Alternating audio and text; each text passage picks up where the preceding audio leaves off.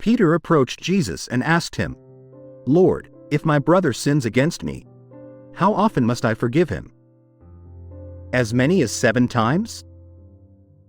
Jesus answered, "I say to you, not 7 times, but 77 times."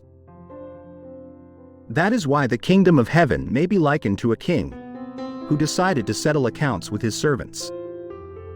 When he began the accounting, a debtor was brought before him who owed him a huge amount.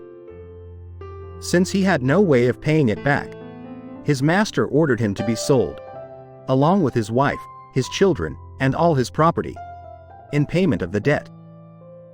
At that, the servant fell down, did him homage, and said, "Be patient with me, and I will pay you back in full."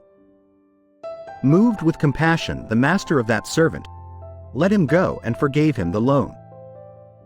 When that servant had left, he found one of his fellow servants, who owed him a much smaller amount.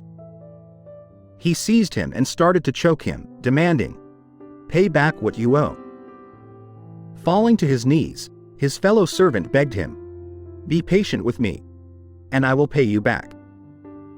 But he refused. Instead, he had the fellow servant put in prison until he paid back the debt. Now when his fellow servants saw what had happened, they were deeply disturbed, and went to their master and reported the whole affair. His master summoned him and said to him, "You wicked servant! I forgave you your entire debt because you begged me to. Should you not have had pity on your fellow servant, as I had pity on you?" Then in anger his master handed him over to the torturers, until he should pay back the whole debt. So will my heavenly Father do to you, unless each of you forgives his brother from his heart. When Jesus finished these words, he left Galilee, and went to the district of Judea across the Jordan. The word of the Lord. Thanks be to God.